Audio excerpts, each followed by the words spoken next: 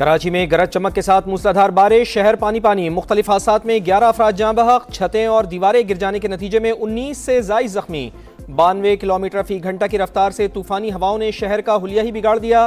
آئی چندری گڑھ روڈ سمیت کئی مقامات پر درخت اکھڑ گئے، سائن بورڈز گر گئے، سولر پلیٹس اڑ گئیں۔ ہمیشہ کی طرح بادل برستے ہی کے الیکٹرک کا سسٹم بیٹھ گیا۔ 800 سے زائد فیڈر سٹرپ، شہر کا بیشتر حصہ اندھیرے میں ڈوب گیا۔ کراچی میں بادل برستے ہی نالے ابل پڑے، سڑکیں تالاب بن گئیں، گاڑیاں اور موٹر سائیکلیں بند، شہری مشکلات سے دوچار، دھکے لگاتے رہے۔ عوام کی مدد کے لیے انتظامیہ موجود ہے، نہ ہی عوامی نمائندے۔ عید کی شاپنگ پر جانے والوں کو پریشانی، میئر کراچی کے تمام اداروں کو الرٹ رہنے کی ہدایت۔ امدادی ٹیمیں عوام کی مدد کے لیے سڑکوں پر رہیں۔ وزیر اعلیٰ سندھ کا حکم، کسی قسم کی غفلت برداشت نہ کرنے کا انتباہ۔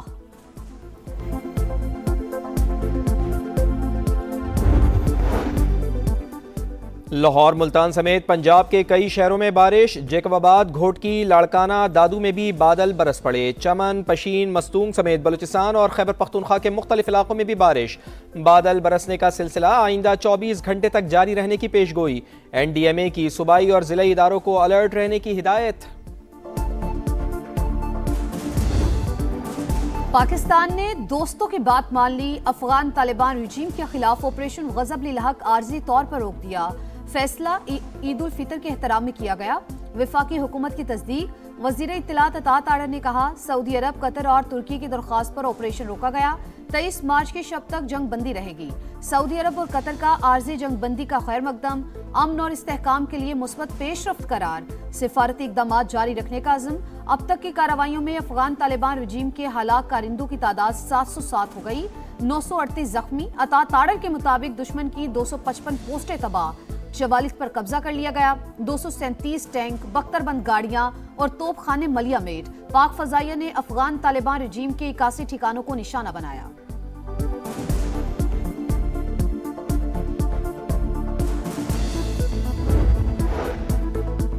پاکستان افغانستان نہیں، دہشت گردوں سے لڑ رہا ہے۔ دہشت گردی کے ہر واقعے کے پیچھے بھارت ہے۔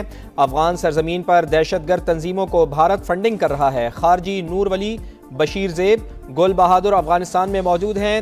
سرکاری عمارتوں میں دہشت گرد چھپے ہیں۔ افغان طالبان نے جو ڈرون استعمال کیے وہ انڈیا نے فراہم کیے۔ D G I S P R lieutenant general Ahmed Sharif Chaudhry کا انٹرویو، کہا 16 مارچ کے شب کابل میں فوجی تنصیبات کو نشانہ بنایا، ہدف گولہ بارود کا ڈپو تھا۔ ہماری افغان قوم کے ساتھ کوئی لڑائی نہیں، حملوں میں سویلینز کی ہلاکتوں کا پروپیگنڈا جھوٹ ہے۔ افغان طالبان نشے کے عادی افراد کو خودکش حملوں میں استعمال کرتے ہیں۔ پوسٹوں پر حملے کرنے والے سادہ لباس میں ہوتے ہیں۔ افغان رجیم دہشت گردوں کو حوالے کرے تو بات ہوگی۔ ان کے لیے کالعدم ٹی ٹی پی اہم ہے یا پاکستان؟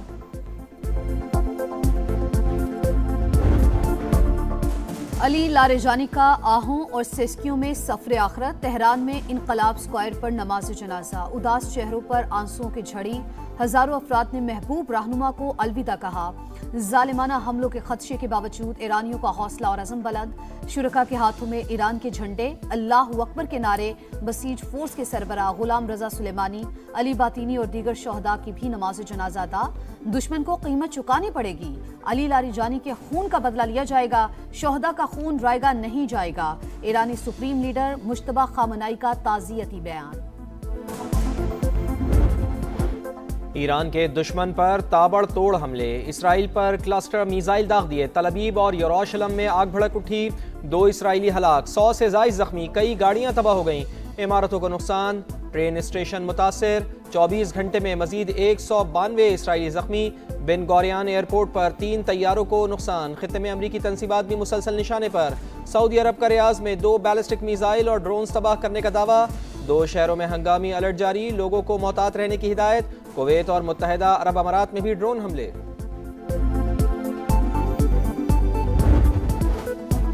امریکہ اور اسرائیل کی ایران کو معاشی طور پر تباہ کرنے کی کوششیں۔ وہ شہر میں پارس گیس فیلڈ پر حملے، کئی گھنٹے بعد آگ پر قابو پا لیا گیا۔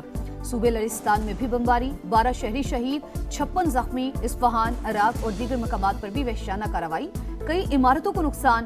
خطے میں موجود دشمن کی توانائی تنصیبات کو نشانہ بنائیں گے۔ ایرانی فوج کا اعلان، کہا گیس فیلڈ پر حملے کے جواب میں ٹارگٹ کریں گے۔ سعودیہ، قطر اور امارات میں تیل تنصیبات کے قریب رہنے والوں کو علاقہ فوری طور پر خالی کرنے کی وارننگ۔ قطر کی آئل فیلڈ راس لفان پر حملہ، آگ بھڑک اٹھی۔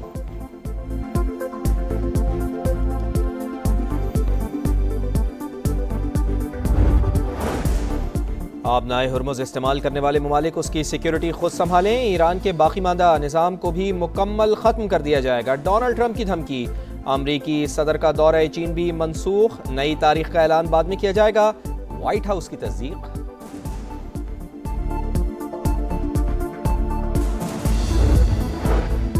اگر ایران کو نہ روکا تو وہ اس کے میزائل امریکہ تک پہنچ سکتے ہیں۔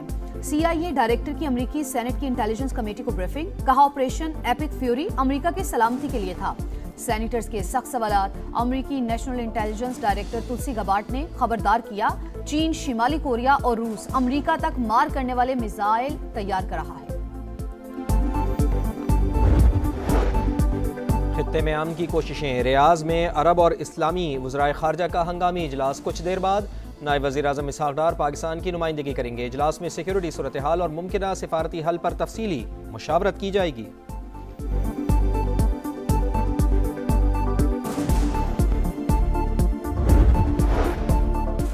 وزیر اعظم کا امیر کویت سے رابطہ، حملوں کی شدید مذمت، اموات پر افسوس کا اظہار، اختلافات کو مذاکرات اور سفارت کاری سے حل کرنے پر زور، برادر ملک کے ساتھ مکمل یکجہتی کا اظہار، شہباز شریف اور عمان کے سلطان حیثم بن طارق کا بھی رابطہ، خطے کی کشیدہ صورتحال اور امن و استحکام کے حوالے سے بات چیت۔ مشرق وسطی میں کشیدگی، مارکیٹ مستحکم نہیں ہو رہی، ہمارے پاس تیل کے ذخائر موجود ہیں، فجیرہ اور یانگون سے کروڈ آئل کی سپلائی آ رہی ہے، ہم نے متبادل انتظامات رکھے ہوئے ہیں تاکہ مشکلات نہ آئیں۔ وفاقی وزیر پیٹرولیم علی پرویز ملک کے پروگرام ندیم ملک لائیو میں گفتگو، کہا جمعے کو پیٹرولیم مصنوعات کی قیمتوں پر نظر ثانی ہوگی۔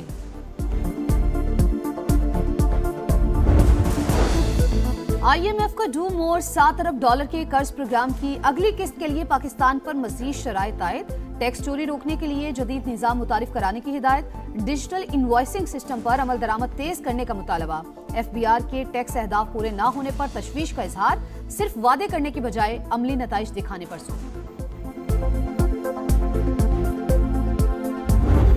میں ضلع خضدار کی تحصیل زیری کی گاؤں چشمہ کی رہائشی ہوں۔ گزشتہ سال جولائی میں میرا رابطہ تحریک طالبان کے کمانڈر ابراہیم عرف قاضی ماما سے ہوا۔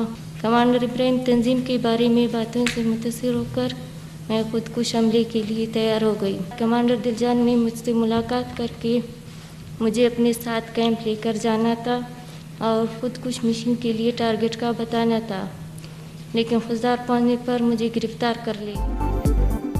بلوچستان میں سیکیورٹی فورسز کی بڑی کامیابی، خاتون کو خودکش حملے کے لیے استعمال کرنے کا منصوبہ ناکام، کالعدم BLA کی خاتون خودکش بمبار گرفتار، خضدار سے تعلق رکھنے والی 19 سال کی لائبہ میڈیا کے سامنے پیش، انکشاف کیا کہ اسے تربیت کے لیے BYC رہنما ڈاکٹر سبیہ بلوچ سے ملنا تھا۔ وزیر اعلیٰ سرفراز بگٹی کہتے ہیں کہ سیکیورٹی اداروں نے بلوچستان کو بڑی تباہی سے بچا لیا، صوبے کو لا حاصل جنگ میں دھکیلا جا رہا ہے۔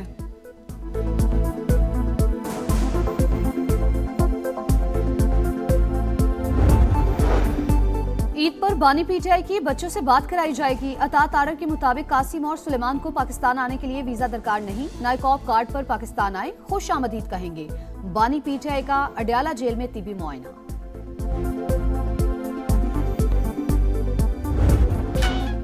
عید قریب آتے ہی تیاریوں پر زور، ہر طرف شاپنگ کا شور، بازاروں میں گہما گہمی عروج پر، خواتین بچے خریداری میں مصروف، نت نئے فیشن پر زور، عید پر کشمیری چوڑیوں کا ٹرینڈ خواتین کی اولین پسند، قیمت نسبتاً زیادہ ہونے کے باوجود مانگ میں مسلسل اضافہ، مہندی کے اسٹالز پر بھی رش۔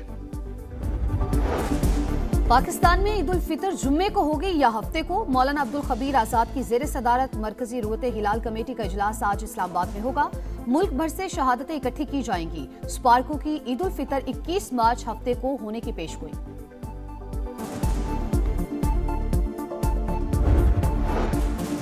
سعودی عرب میں شوال کا چاند نظر نہیں آیا، عید الفطر جمعے کو ہوگی۔ UAE، ترکی، قطر، بحرین، کویت میں بھی عید 20 مارچ کو ہوگی۔ لبنان، یمن، فلسطین اور عراق میں عید جمعے کو ہوگی۔